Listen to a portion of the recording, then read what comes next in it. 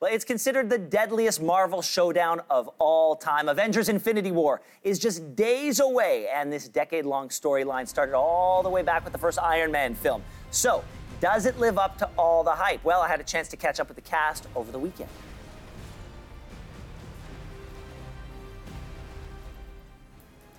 All right. So, yes. Me here. Listen, it was. I had some great interviews over the weekend, and you know, when it's such a big cast, you don't necessarily get to talk to all the stars. But I did have one surprise guest that crashed my interview with the directors, the Russo brothers. So take a look. Okay. So it's an intense amount of work in the story room, talking through the characters, following the story from each of their point of view, going through. Oh my God! Look at this! What? Oh my God! What is this? So cheer you up. Oh man! Hey Tom, how you doing? So cute. Good to see you. Yeah. Oh, good. Oh. Who's this? An interview with all these puppies. I'm taking Are them you kidding? home. Spider-Man and Puppy Boy. Oh my God. Meanwhile, I was talking to Zoe Saldana and Chris Pratt about how there are so many people in this movie that seems like the real war was the fight for screen time. And this is what she had to say. It's such a big cast, and then also the script wasn't really accessible. The full script wasn't really accessible to all of us, at least. So you would read pieces, and sometimes it was a piece, it was like a ghost piece that wasn't really going to be used, but it was sent in a way to like divert and redirect, and you're kind of going, oh my God, as an actor, you feel kind of misplaced. Yeah.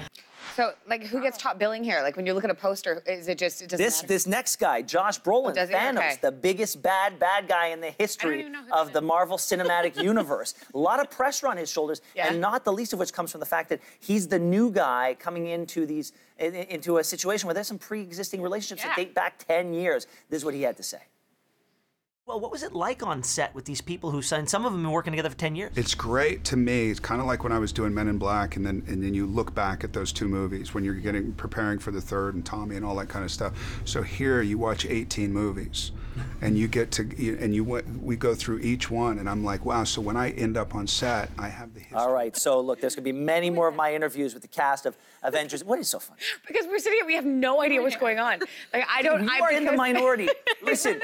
You just said there were how many movies that lead to this movie? 18 movies over 10 years. Okay, here's what I figured out.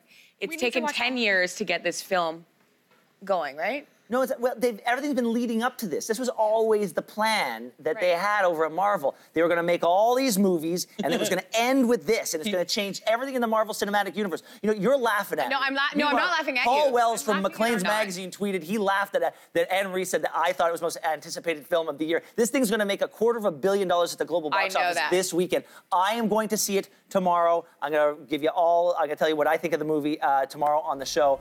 Avengers Infinity War. Tune into E! Talk tonight, 7 p.m. Eastern.